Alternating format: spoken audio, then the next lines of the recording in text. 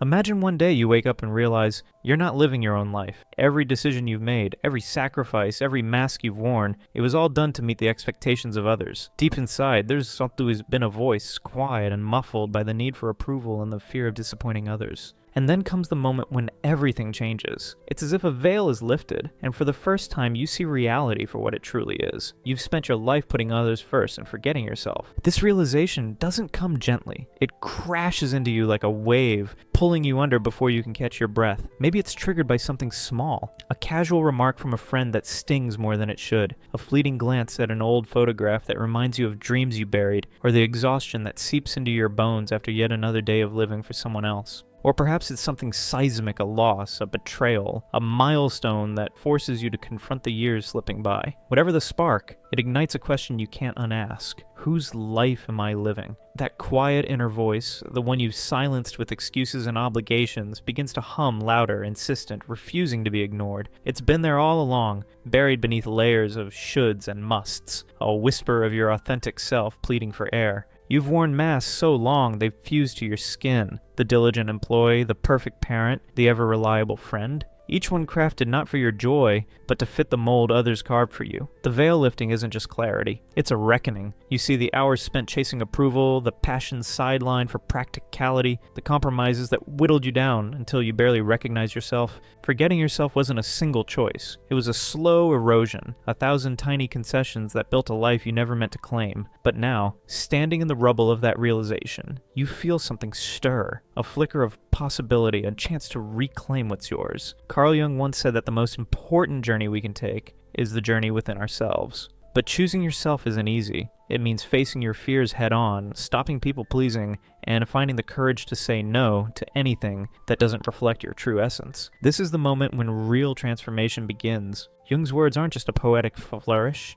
They're a map for the soul, a call to dive into the murky depths of your own psyche where the truth hides. He believed that to live fully, we must integrate the shadows we'd rather ignore, the insecurities, the doubts, the buried desires we've dismissed as impractical or selfish. Choosing yourself sounds noble, even liberating, but in practice it's a gritty, unglamorous battle. It's waking up to the fact that your life has been a performance, scripted by the expectations of parents, partners, society, everyone but you. Saying no feels like defying gravity. It's unnatural at first, a rebellion against the wiring that screams for acceptance. You'll face the fear of rejection, the guilt of letting others down, the uncertainty of what lies beyond the familiar cage of compliance. People-pleasing isn't just a habit, it's a survival mechanism, a way to ensure you're loved, needed, safe. To dismantle it, you must confront the terror of being unliked, of standing alone, of trusting that your essence is enough. Yet this is where transformation takes root. In the raw, ungloved grip of courage. It's not about becoming someone new. It's about stripping away the layers that aren't you. Imagine turning down a request that drains you, not with apologies, but with quiet resolve. Picture walking away from a relationship that dims your light, not out of spite, but out of reverence for your own spirit. This journey within, as Jung described, isn't a leisurely stroll. It's a descent into the unknown, armed only with the flickering torch of self-belief. But oh, the reward!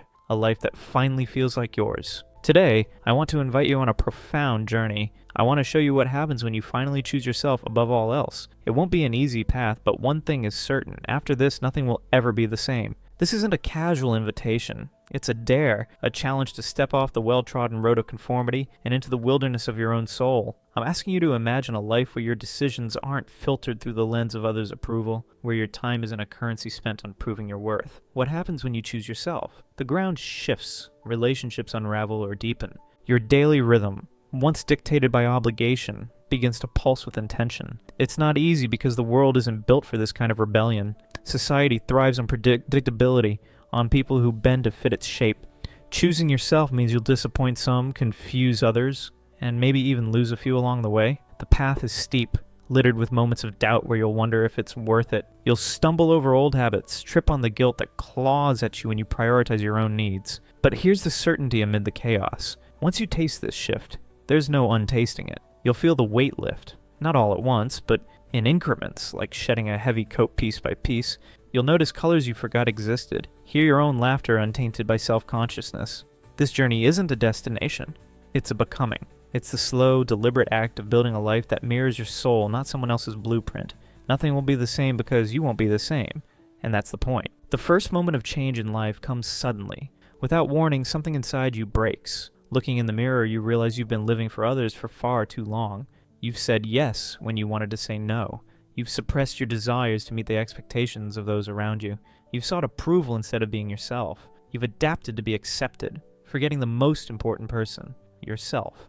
It's a quiet fracture, but it echoes like thunder in your chest, and maybe you're brushing your teeth, staring into your own tired eyes when the truth lands. This isn't your life. The break isn't loud or dramatic. No one else hears it, but it's seismic all the same. You see the years of yes piling up like receipts for a debt you never agreed to pay.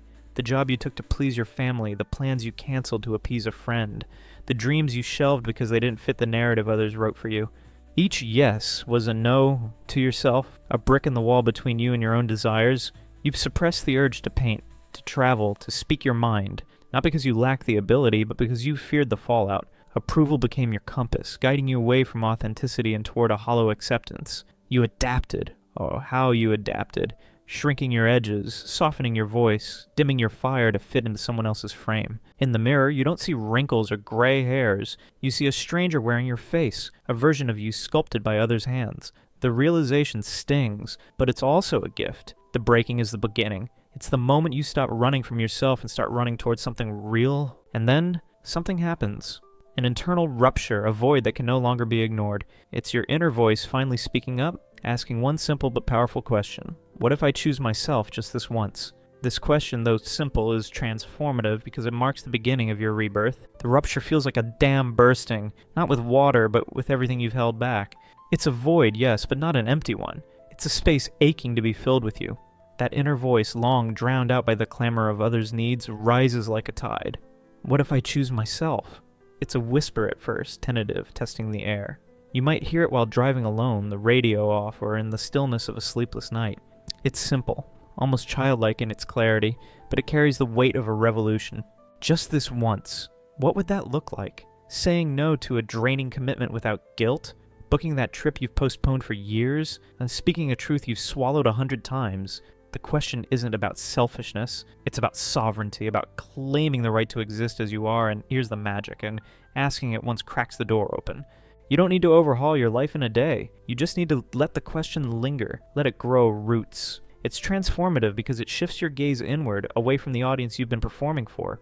Rebirth doesn't mean erasing the past, it means rewriting the future, line by line, with your own hand. That single question becomes the spark, the first breath of a self you've yet to meet. Carl Jung, one of the greatest thinkers in modern psychology, left us with a profound message. The purpose of human life is to discover oneself. But this path to authenticity is one of the hardest, because choosing yourself means letting go of convenient excuses and illusions. It means stepping beyond the familiar boundaries where comfort is valued over truth. It's the courage to look within, acknowledge your fears and vulnerabilities, and then move forward despite them.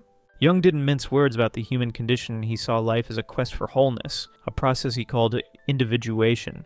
To discover oneself isn't to find a perfect, polished version waiting in the wings. It's to unearth the messy, unfiltered truth of who you are beneath the layers of conditioning.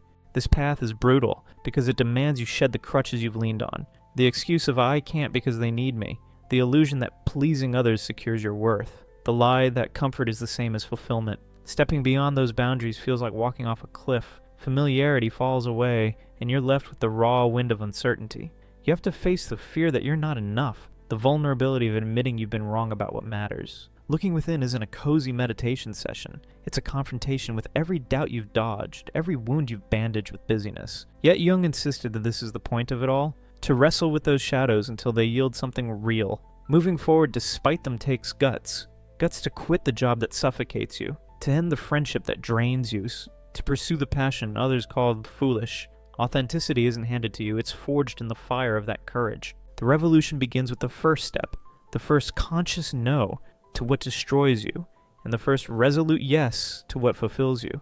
It's not a loud protest, but a quiet, unwavering confidence that your life is your responsibility. You start choosing not because someone else expects it, but because it's what you want. You choose a circle that inspires, not diminishes. You choose a path that ignites a fire within, not one that merely meets others' expectations. You choose actions that bring joy, not just recognition. This revolution doesn't need banners or megaphones. It's a silent uprising in the marrow of your being.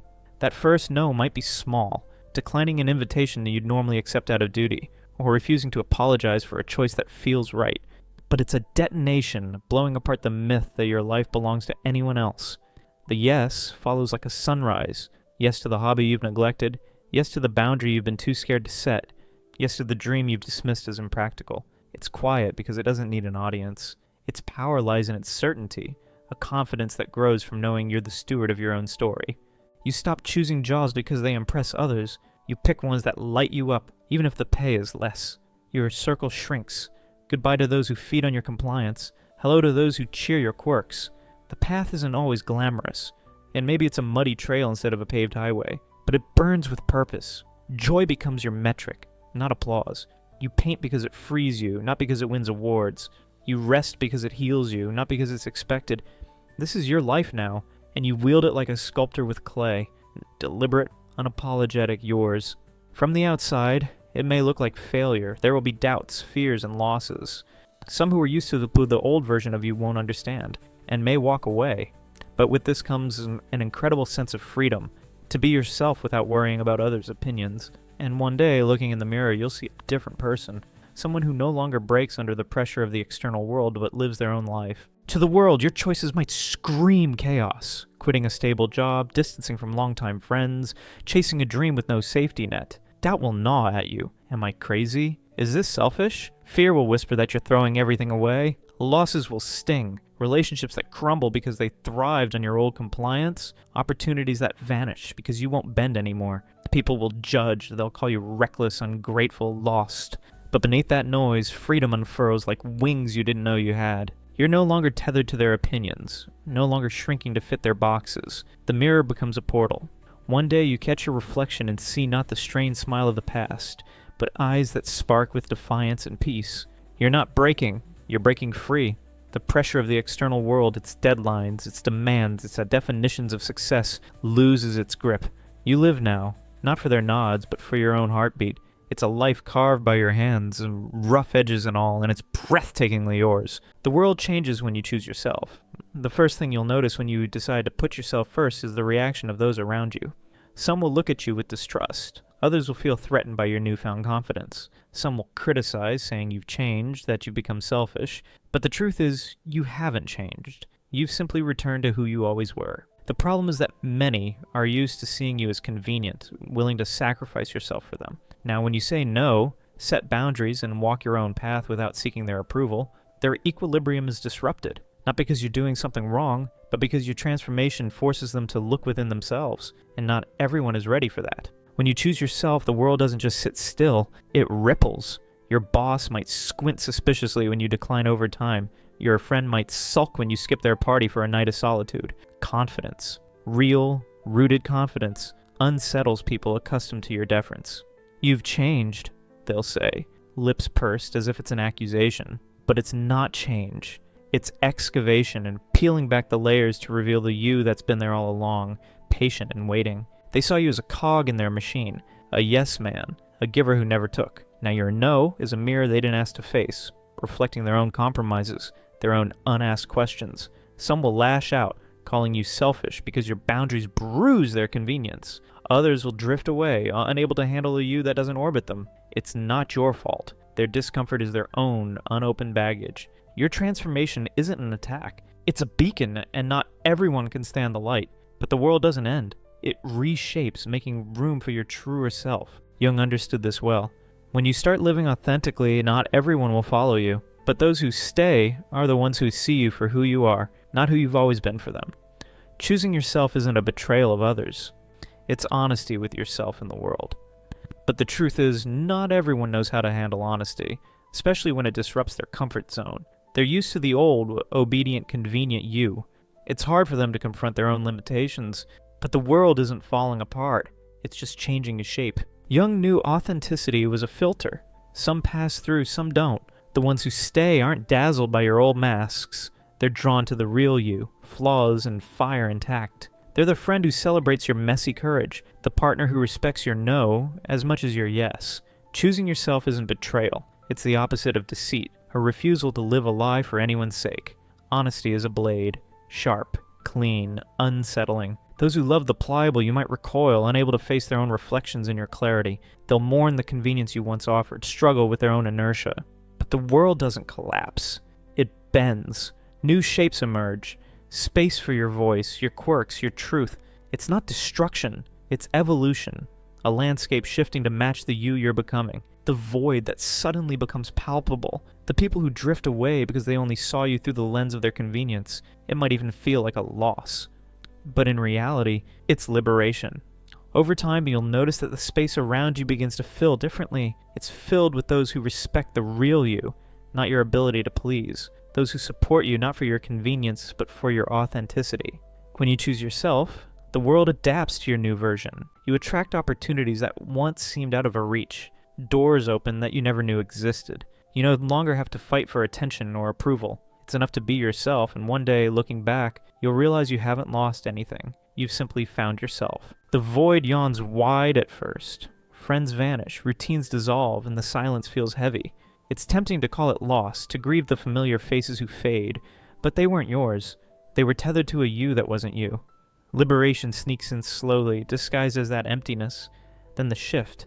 Your space fills with people who don't demand your dimming, who cheer your light instead of shading it. Opportunities bloom. Maybe a job aligns with your passion, or a chance encounter sparks a dream. Doors creak open, not because you force them, but because you're finally walking as yourself. Attention comes without begging, approval fades as a currency. Looking back, the losses shrink to shadows. What you found is a self you'd misplaced, now standing tall in a world that's learned to make room.